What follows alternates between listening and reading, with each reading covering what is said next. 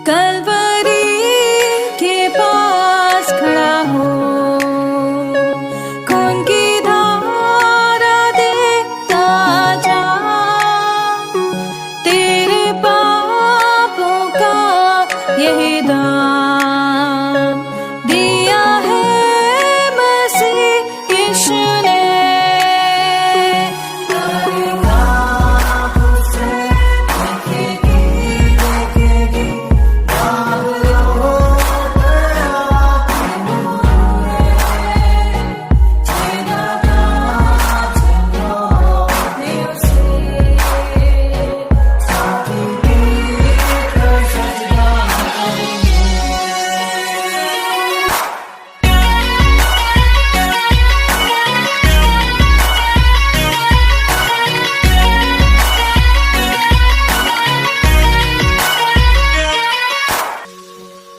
ये हुआ सब तेरे लिए, तूने भी उसे छेड़ा था,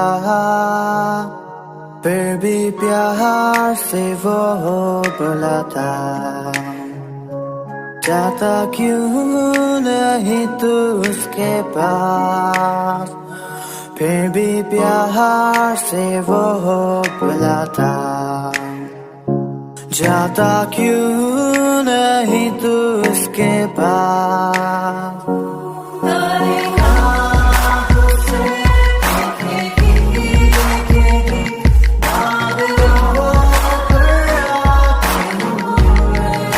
हम प्रभु परमेश्वर को धन्यवाद देते हैं आज की सुंदर सुबह के लिए कि परमेश्वर ने आज की सुंदर सुबह मुझे और आपको दी है कि हम परमेश्वर के पवित्र चरणों में आकर परमेश्वर की महिमा के प्रियो मैं आप सभी का स्वागत और वेलकम करता हूं living Christian movement fellowship ministry Jaipur Rajasthan में। प्रभु का धन्यवाद करते हैं कि आप हर कदम पर हमारे लिए प्रार्थना कर रहे हैं, हमारी मदद कर रहे हैं।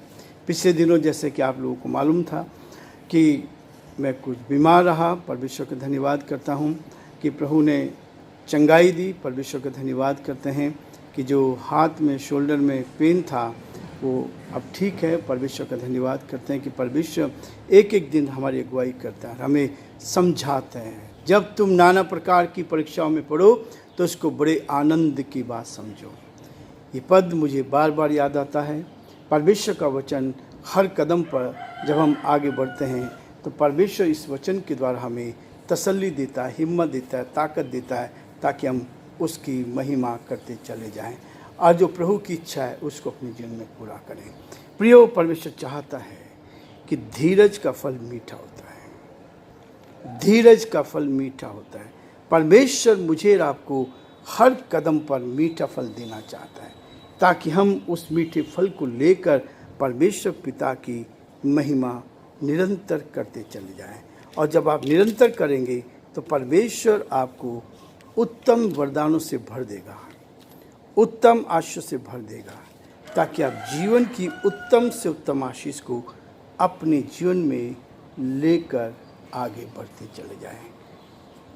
संसार सांसारिक बातों से भरा है, लेकिन आत्मिक व्यक्ति आत्मिक बातों से यदि भरे हुए हैं तो परमेश्वर आपको आत्मा से भरता जाएगा। आज का जो मुख्य हेडिंग है, धीरज का फल मीठा होता है। रोमियो उसका 8 अध्याय उसके 28 पद में लिखा है, हम जानते हैं कि जो लोग परमेश्वर से प्रेम करते हैं उनके लिए सब बातें मिलकर भलाई ही को उत्पन्न करती है, अर्थात उन्हीं के लिए जो उसकी इच्छा के अनुसार बुलाए गए हैं। उतार चढ़ाव जीवन में आएंगे, समस्या आएंगे, परेशानी आएंगी, कठिनाई आएंगी, लेकिन जो धीरज से परमेश्वर की बात जोते हैं वो आगे बढ़ते चले जाएंगे।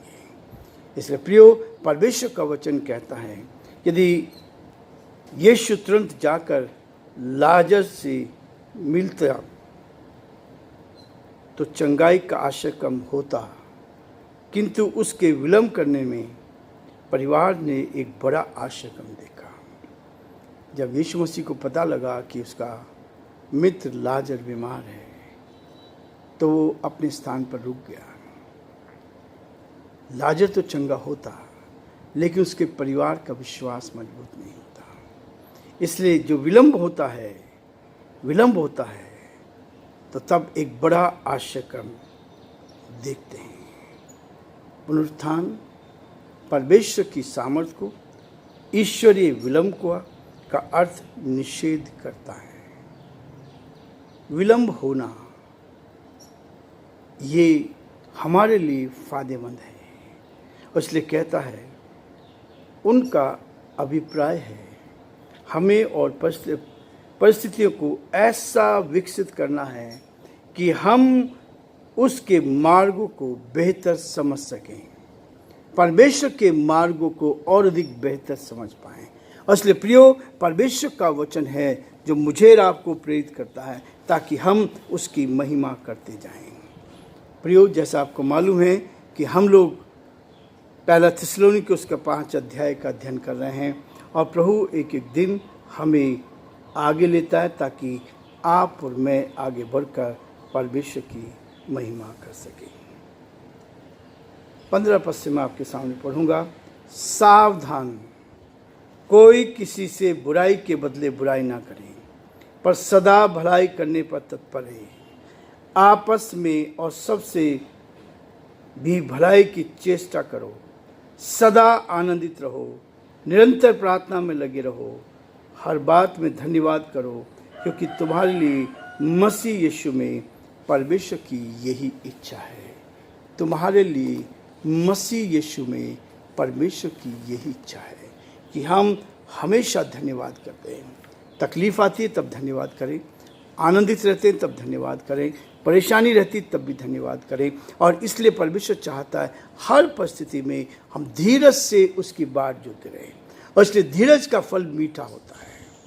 धीरज का, इसलिए पहला थिस्सलुनीके उसका 5 अध्याय में भी पौलुस कहता है सावधान रहना, कोई किसी बुराई के बदले बुराई ना करें, पर सदा भलाई करने पर तत्पर हो, सदा भलाई करने पर तत्पर हो। यही है मेरे आपके जीवन का मुख्य उद्देश्य कि आप भलाई करना सीख जाएं, भलाई में आगे बढ़ते जाएं। बुराई तो शैतान हमसे कराता है, लेकिन परमेश्वर भलाई कराता है। तुम सत्य को जानो तो सत्य तुम्हें आज़ाद करेगा। इसलिए प्रियो, परमेश्वर का वचन जो है सच्चाई को लेकर सावधानी के साथ आगे बढ़कर हम एक दूसरे की भलाई करने की चेष्टा करें, हर कदम पर उसकी अगुवाई में आगे बढ़ते जाए, हर कदम पर उसकी महिमा करते जाएं। और इसलिए कहते हैं सदा आनंदित रहो, परिस्थिति चाहे कैसी क्यों ना हो। याकूब इसके पहले अध्याय में भी वो बार बार इस बात के लिए कहता है कि जब तुम नाना प्रकार की परीक्षाओं में पढ़ो तो उसको बड़े आनंद की बात समझो। परेशानी में, कठिनाई में, दुख में, मुसीबत में जब आप रहते हैं तो परमेश्वर आपको आनंदित जीवन देना चाहता है, ताकि सारी परिस्थितियों में आप परमेश्वर का धन्यवाद करते चले जाएं। सदा आनंदित रहो, और न केवल आनंदित रहो, निरंतर प्रार्थना में लगे रहो। प्रियो, प्रार्थना का जीवन एक अद्भुत जीवन होता है। निरंतर प्रार्थना में सुबह, दोपहर, शाम, चलते फिरते, उठते बैठते प्रार्थना करते जाएं। प्रार्थना ही जीवन है, प्रार्थना ही जय है।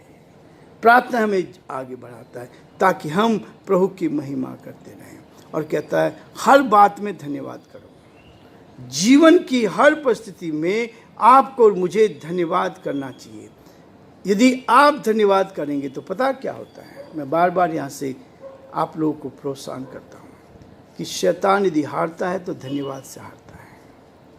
जब आपके तकलीफ आई, आपकी चोट लगी तो आपने धन्यवाद किया, जब आपके दर्द हुआ तब आपने धन्यवाद किया। शैतान हारेगा, और वो कहता है शैतान का सामना करो तो तुम्हारे सामने से भाग जाएगा। इसलिए प्रियो, वचन हमें बहुत ही गहराई से इस मसीह जीवन को सिखाने के लिए लाभदायक है।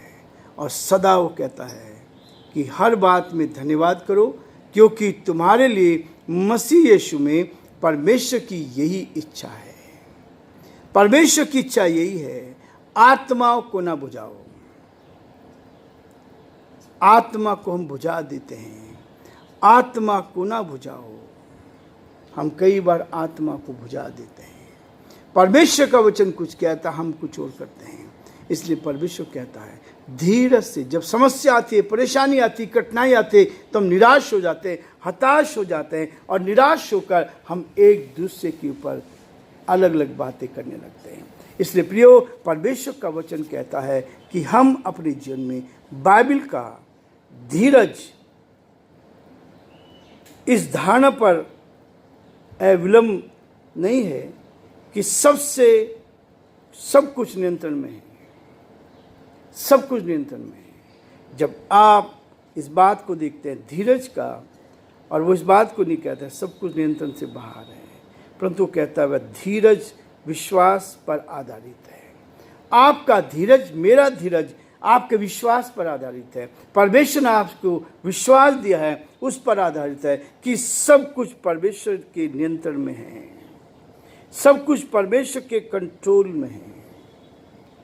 जब आप परमेश्वर पर विश्वास करते हैं, कुछ भी होता है, परमेश्वर ने सब कुछ को कंट्रोल करके रखा है, नियंत्रित रखा है। यदि हम आशा करें कि जो कुछ परमेश्वर प्रतिज्ञा करते हैं उसे तुरंत ही पूरा कर दे, परमेश्वर जो प्रतिज्ञा करता है उसको तुरंत ही पूरा कर दे, तब विश्वास करने का कोई स्थान नहीं है, तब विश्वास करने का कोई स्थान हमें दिखाई नहीं देता। लेकिन विश्वास होता है धीरज से उसकी बाट जो है, आपके समय के अनुसार परमेश्वर आपके लिए बड़े बड़े काम करता जाएगा। मेरे पास बहुत सारी गवाहियां हैं। परमेश्वर ने जो प्रतिज्ञा की, इंतजार किया। जिस मकान में हम रह रहे हैं, परमेश्वर ने 1988 को प्रतिज्ञा दी थी कि इस स्थान पर तुम्हें सेवा करनी है। कैसे करें और कितना धीरज? 20 साल। जैसे अब्राहम ने 25 वर्ष बेटे की प्राप्ति 25 साल तक इंतजार किया, वैसे हमने 20 साल इंतजार किया। और 20 साल के बाद तूफान आया, और तूफान के बाद जितना तूफान, जितना समस्या, उतना ही बड़ा आनंद है। और तब परमेश्वर ने इस स्थान पर सेवकाई को आरंभ किया। ये है वास्तव में जब आप परमेश्वर के साथ आनंद के साथ चलते हैं। परमेश्वर आपके विश्वास की रखवाली करता है, आपके विश्वास को मजबूत करता है। और धीरज से 20 साल निकाल दिए। 20 साल के बाद परमेश्वर ने धीरज से सहना परमेश्वर की प्रतिज्ञाओं को प्राप्त करने का एक शर्त है। जब आप धीरज से सहते हैं तो परमेश्वर की उन प्रतिज्ञाओं को जो उसने की है उसकी एक शर्त है कि धीरज से उसकी बाट जो। यही है हमारे जीवन के लिए, तुम्हें धीरज धरना अवश्य है। मुझे और आपको धीरज रखना अवश्य है, ताकि परमेश्वर की इच्छा को पूरी करके तुम प्रतिज्ञा का फल पाओ। परमेश्वर की इच्छा पूरी करके तुम प्रतिज्ञा का फल पाई। इसलिए इब्रानियों का लेखक 10 अध्याय के 36 पद में इसी बात को कहता है। ये फल हमें परमेश्वर की ओर से था। आलसी ना बनो। कई बार हम सुस्त हो जाते हैं, आलसी बन जाते हैं, और उनका अनुकरण करो जो कि विश्वास और धीरज के द्वारा प्रतिज्ञाओं के वारिस होते हैं। अब्राहम के विश्वास को देखो। एक एक कैरेक्टर यदि आप लेंगे तो आप जानेंगे कि परमेश्वर कैसे महान काम करता है। अय्यूब के धीरज को देखो। समस्या में भी धन्यवाद दिया, परेशानी में भी धन्यवाद। इसलिए प्रियो, आज हम ये रुकना चाहेंगे, कल फिर से हम आगे बढ़ेंगे ताकि परमेश्वर की महिमा करें और परमेश्वर के नाम को धन्य कह सकें।